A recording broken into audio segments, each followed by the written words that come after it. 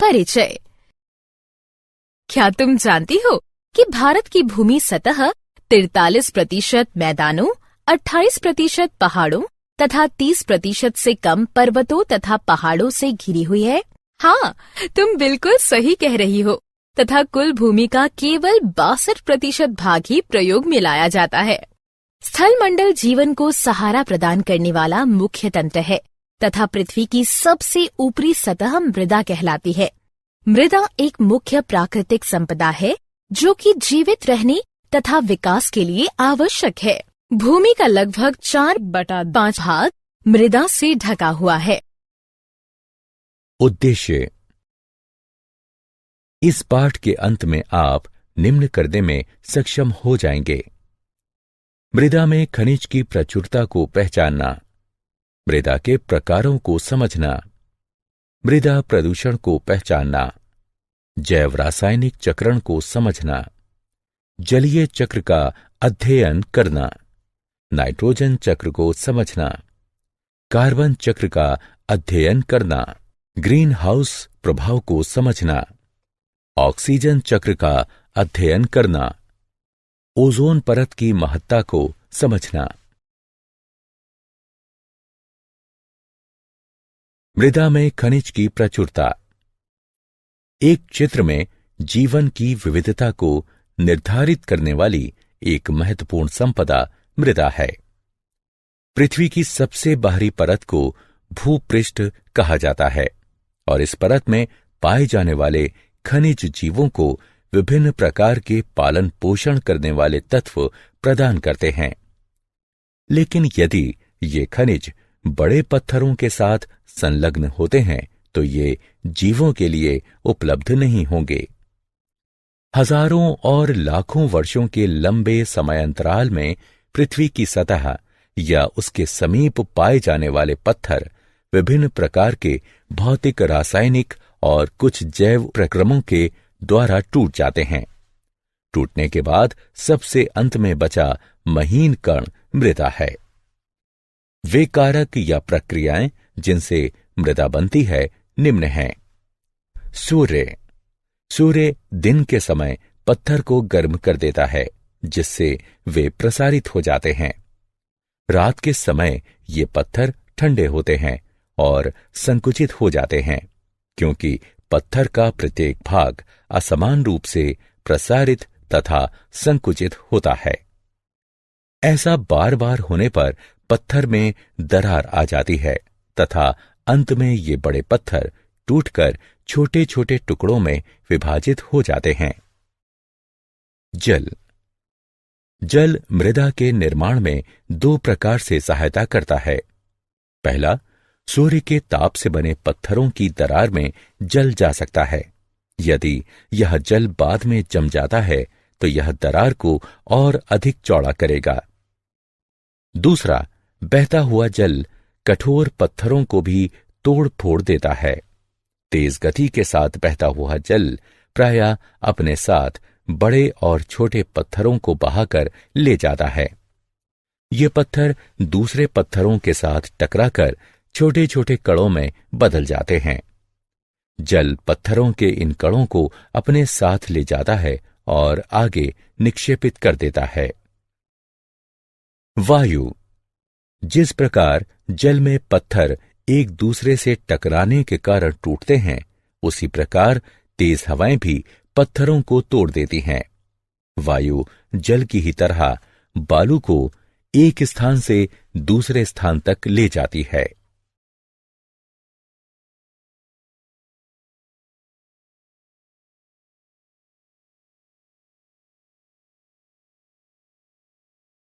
मृदा के प्रकार तथा भूमि प्रदूषण।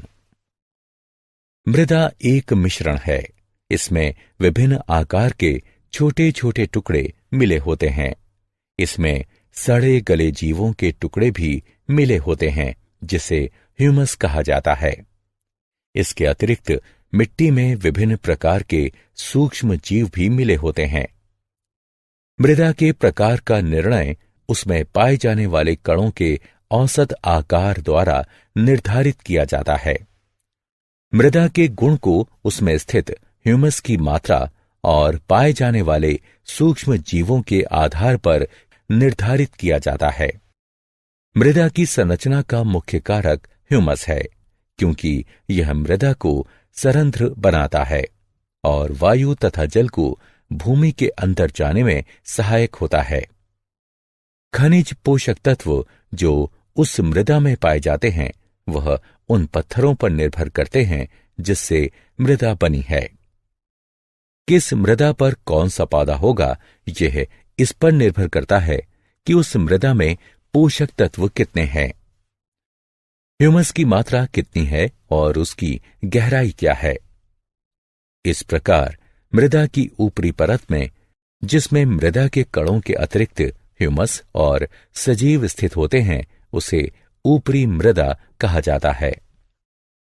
ऊपरी मृदा की गुणवत्ता एक महत्वपूर्ण कारक है जो उस क्षेत्र की जैविक विविधता को निर्धारित करती है। आधुनिक खेती में कीटनाशकों और उर्वरकों का बहुत बड़ी मात्रा में प्रयोग हो रहा है।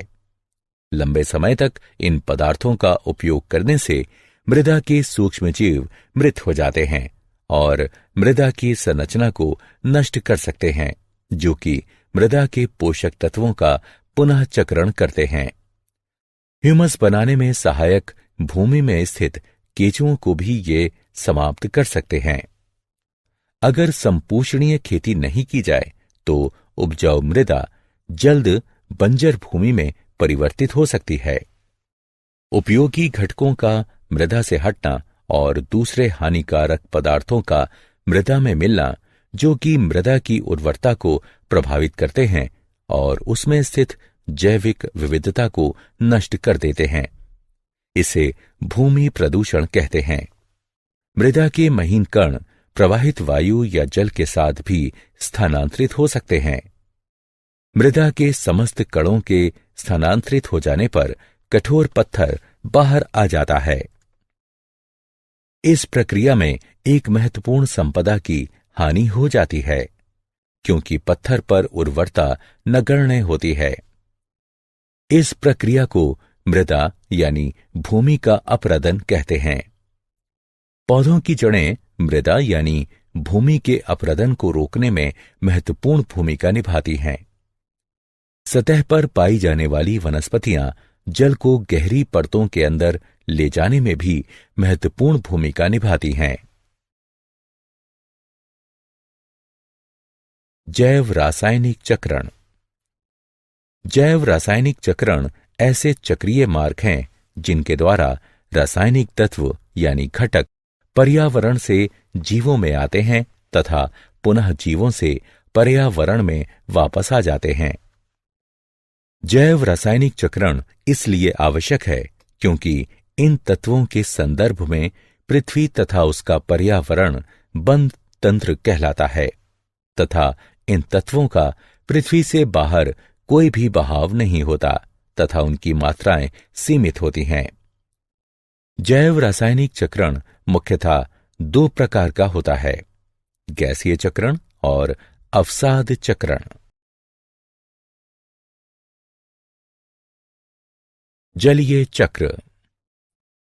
हम जानते हैं कि जलीय भागों से जल के वाष्पीकरण और फिर उस जल वाष्प के संघनित होने के कारण वर्षा होती है, लेकिन इस लगातार संघनन प्रक्रिया के बाद भी हमने समुद्रों और महासागरों को सूखते हुए कभी नहीं देखा है।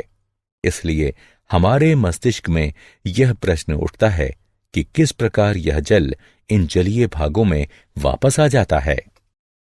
इस प्रश्न का उत्तर यह है कि पूरी प्रक्रिया को, जिसके द्वारा जल जलवाष्प बनता है और वर्षा के रूप में सतह पर गिरता है और फिर नदियों के द्वारा समुद्र में पहुंच जाता है, इसे ही जलीय चक्र कहते हैं। ये सारा जल जो पृथ्वी पर गिरता है तुरंत समुद्र में वापस नहीं चला जाता है। इनमें से कुछ मृदा द्वारा सोख लिया जाता है तथा भूजल का कुछ हिस्सा बन जाता है। कुछ भूजल झरनों के द्वारा सतह पर आ जाता है या हम कूपों और नलकूपों के माध्यम से इसे अपने प्रयोग के लिए सतह पर लाते हैं। पानी विभिन्न प्रक्रियाओं के लिए स्थलीय जानवरों और पौधों द्वारा भी प्रयोग किया जाता है, और आप जानते ही हैं कि पानी पदार्थों की एक बड़ी संख्या को घोलने में सक्षम होता है।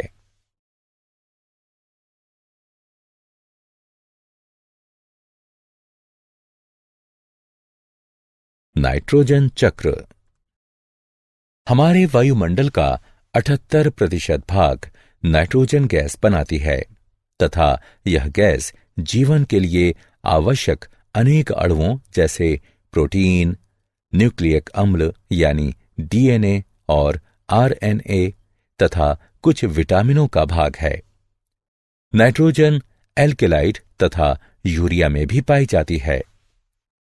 नाइट्रोजन सभी जीव रूपों के लिए एक आवश्यक पोषक है। यद्यपि कुछ प्रकार के जीवाणु यानी बैक्टीरिया को छोड़कर दूसरे जीव रूप निष्क्रिय नाइट्रोजन परमाणुओं को नाइट्रेट्स तथा नाइट्राइट्स जैसे दूसरे आवश्यक अणुओं में बदलने में सक्षम नहीं हैं। नाइट्रोजन स्थिरीकरण करने वाले ये जीवाणु या तो स्वतंत्र रूप से रहते हैं या द्विबीजपत्री पौधों की कुछ स्पीशीज के साथ पाए जाते हैं। साधारणतः ये नाइट्रोजन को स्थिर करने वाले जीवाणु फलीदार पौधों की जड़ों में एक विशेष प्रकार की संरचना यानी मूल ग्रंथिका में पाए जाते हैं। इन जीवाणु के अलावा नाइट्रोजन परमाणु नाइट्रेट्स तथा नाइट्राइट्स में भौतिक क्रियाओं के द्वारा बदलते हैं। बिजली चमकने के समय वायु में पैदा हुआ उच्च ताप तथा दाब नाइट्रोजन को नाइट्रोजन के ऑक्साइड में बदल देता है। यह ऑक्साइड जल में घुलकर नाइट्रिक तथा नाइट्रस अम्ल बनाते हैं और वर्षा के साथ भूमि की सतह पर गिरते हैं तथा इसका उपयोग विभिन्न जीव रूपों द्वारा किया जाता है। सामान्यतः पौधे नाइट्रेट्स तथा नाइट्राइट्स को ग्रहण करते हैं तथा उन्हें अमीनो अम्ल में बदल देते हैं, जिनका उपयोग प्रोटीन बनाने में होता है। कुछ दूसरे जैव रासायनिक विकल्प हैं जिनका प्रयोग नाइट्रोजन वाले दूसरे जटिल यौगिकों को बनाने में होता है। ये प्रोटीन और अन्य जटिल यौगिक जंतुओं द्वारा खपत की जाती है। जब जंतु या पौधों की मृत्यु हो जाती है तो मिट्टी में मौजूद अन्य जीवाणु विभिन्न यौगिकों में स्थित नाइट्रोजन को नाइट्रेट्स तथा नाइट्राइट्स में बदल देते हैं। अन्य तरह के बैक्टीरिया इन नाइट्रेट्स तथा नाइट्राइट्स को नाइट्रोजन तत्व में बदल देते हैं। इसी प्रकार प्रकृति में एक नाइट्रोजन चक्र होता है जिसमें नाइट्रोजन वायुमंडल में अपने मूल रूप से गुजरता हुआ मृदा और जल में साधारण परमाणु के रूप में बदलता है तथा जीवित प्राणियों में और अधिक जटिल यौगिक के रूप में बदल जाता है। फिर यह साधारण परमाणु के रूप में वायुमंडल में वापस आ जाता है। कार्बन चक्र। कार्बन पृथ्वी पर बहुत सारी अवस्थाओं में पाया जाता है। ये अपने मूल रूप में हीरा और ग्रेफाइट में पाया जाता है। यौगिक के रूप में यह वायुमंडल में कार्बन डाइऑक्साइड के रूप में विभिन्न प्रकार के खनिजों में कार्बोनेट और हाइड्रोजन कार्बोनेट के रूप में पाया जाता है, जबकि सभी जीव रूप कार्बन आधारित अणुओं जैसे प्रोटीन, कार्बोहाइड्रेट्स, वसा, न्यूक्लिक अम्ल और विटामिन पर आधारित होते हैं। बहुत सारे जंतुओं के बाहरी और भीतरी कंकाल भी कार्बोनेट लवणों से बने होते हैं। प्रकाश संश्लेषण की क्रिया जो सूर्य की उपस्थिति में उन सभी पौधों में होती है जिनमें कि क्लोरोफिल होता है, इस मूल क्रिया द्वारा कार्बन जीवन के विभिन्न प्रकारों में समाविष्ट होता है। यह प्रक्रिया वायुमंडल में या जल में घुले कार्बन डाइऑक्साइड को ग्लूकोज अणुओं में बदल देती है। ये ग्लूकोज अणु या तो अन्य पदार्थों में परिवर्तित हो जाते हैं अथवा अन्य जैविक रूप से महत्वपूर्ण अणुओं के संश्लेषण के लिए ऊर्जा प्रदान करते हैं। जीवित प्राणियों को ऊर्जा प्रदान करने की प्रक्रिया में ग्लूकोज का उपयोग होता है। श्वसन की क्रिया द्वारा ग्लूकोज को कार्बन डाइऑक्साइड में बदलने के लिए ऑक्सीजन का प्रयोग हो भी सकता है और नहीं भी। यह कार्बन डाइऑक्साइड वायुमंडल में वापस चली जाती है। दहन की क्रिया, जहां ईंधन का उपयोग खाना पकाने, गर्म करने, यातायात और उद्योगों में होता है, उसके द्वारा वायुमंडल में कार्बन डाइऑक्साइड का प्रवेश होता है। वास्तव में जब से औद्योगिक क्रांति हुई है और मानव ने बहुत बड़े पैमाने पर जीवाश्म ईंधनों को जलाना शुरू किया है, तब से वायुमंडल में कार्बन डाइऑक्साइड की मात्रा दुगनी हो गई है। ग्रीन हाउस प्रभाव। ग्रीन हाउस प्रभाव एक प्रक्रिया है जिसके द्वारा एक ग्रह की सतह से ताप विकिरण वायुमंडलीय ग्रीन हाउस गैसों द्वारा अवशोषित हो जाती है और फिर सभी दिशाओं में विकीर्ण हो जाती है। उसके बाद विकिरण का कुछ भाग पुनः सतह की ओर वापस आ जाता है। ऊर्जा सतह और निचले वायुमंडल में स्थानांतरित हो जाती है। यदि सौर विकिरण द्वारा प्रत्यक्ष गर्मी केवल ऊष्मीय प्रक्रिया थी, तो परिणाम स्वरूप वहां तापमान अधिकतम होगा। वायुमंडल में विद्यमान कार्बन डाइऑक्साइड में वृद्धि से वायुमंडल में ऊष्मा की वृद्धि होती है तथा वैश्विक ऊष्मीकरण ग्लोबल वार्मिंग को बढ़ावा देती है।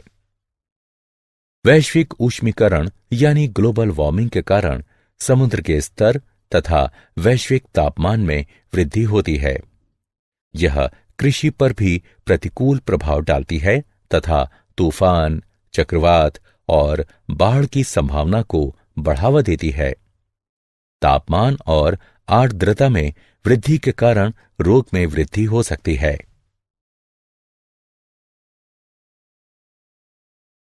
ऑक्सीजन चक्र। ऑक्सीजन की मात्रा मूल रूप में वायुमंडल में लगभग 21% है। यह बड़े पैमाने पर पृथ्वी के पटल में यौगिक के रूप में तथा वायु में कार्बन डाइऑक्साइड के रूप में भी पाई जाती है। पृथ्वी के पटल में यह धातुओं तथा सिलिकॉन के ऑक्साइडों के रूप में पाई जाती है। यह कार्बोनेट, सल्फेट, नाइट्रेट तथा अन्य खनिजों के रूप में भी पाई जाती है। यह जैविक अणुओं जैसे कार्बोहाइड्रेट्स, प्रोटीन, न्यूक्लिक अम्ल और वसा अथवा लिपिड का भी एक आवश्यक घटक है। ऑक्सीजन चक्र वायुमंडल में ऑक्सीजन की मात्रा को संतुलित रखता है। वायुमंडल में ऑक्सीजन का उपयोग 3 प्रक्रियाओं में होता है, जिनके नाम हैं श्वसन, दहन तथा नाइट्रोजन के ऑक्साइड के निर्माण में। केवल एक प्रमुख प्रक्रिया द्वारा ही ऑक्सीजन पुनः वातावरण में लाई जाती है। वह प्रक्रिया प्रकाश संश्लेषण है। ओजोन परत। ऑक्सीजन सामान्यतः एक द्विपरमाणविक अणु के रूप में पाई जाती है। यद्यपि वायुमंडल के ऊपरी भाग में ऑक्सीजन के 3 परमाणु वाले अणु भी पाए जाते हैं। इसका सूत्र O3 होता है तथा इसे ओजोन कहते हैं। ऑक्सीजन के सामान्य द्विपरमाणविक अणु के विपरीत ओजोन विषैला होता है। हम भाग्यशाली हैं कि ओजोन पृथ्वी की सतह के नजदीक स्थिर नहीं रह पाता है। यह सूर्य से आने वाले हानिकारक विकिरणों को अवशोषित करती है। इस प्रकार ये उन हानिकारक विकिरणों को पृथ्वी की सतह पर पहुंचने से रोकती है, जो कि कई जीव रूपों को हानि पहुंचा सकते हैं। हाल ही में ये पता चला है कि ओजोन परत का ह्रास होता जा रहा है। मनुष्य के द्वारा बनाए गए विभिन्न प्रकार के यौगिक जैसे क्लोरोफ्लोरोकार्बन यानी CFC वायुमंडल में स्थित अवस्था में उपस्थित हो जाते हैं। CFC यानी क्लोरीन तथा फ्लोरीन युक्त कार्बन यौगिक हैं। ये बहुत स्थायी होते हैं तथा किसी जैव प्रक्रिया द्वारा भी विघटित नहीं होते हैं। एक बार जब वे ओजोन परत के समीप पहुंचते हैं, वे ओजोन अणुओं के साथ प्रतिक्रिया करते हैं। इसके परिणाम स्वरूप ओजोन की परत में कमी आई और हाल ही में अंटार्कटिका के ऊपर ओजोन परत में छिद्र पाया गया।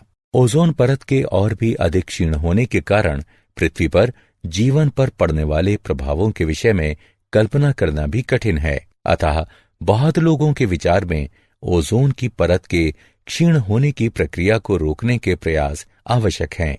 अतः लोगों को ओजोन परत के भविष्य में होने वाले क्षय को रोकने के लिए प्रतिबद्ध होना चाहिए। क्या आप जानते हैं, पिछले कुछ दशकों से प्रत्येक वर्ष दक्षिणी हेमिस्फीयर शीत के दौरान क्लोरीन तथा ब्रोमीन की रासायनिक अभिक्रियाओं से दक्षिणी ध्रुवीय भाग में ओजोन परत का क्षय काफी तेजी से हो रहा है। इस क्षय वाले भाग को ओजोन छिद्र कहते हैं। ओजोन छिद्र का आकार नक्शे के कुल ओजोन कॉलम को मापकर किया जाता है। पृथ्वी के क्षेत्र से यह गणना की गई है कि यह 220 डॉप्सन इकाइयों के एक निरंतर मान के साथ एक रेखा द्वारा घिरा है। ऐतिहासिक परीक्षणों में 1979 से पूर्व अंटार्कटिका के ऊपर जब ओजोन का मान 220 डॉप्सन इकाइयों से कम पाया गया, तब से 220 डॉप्सन इकाइयों का मान निर्धारित किया गया।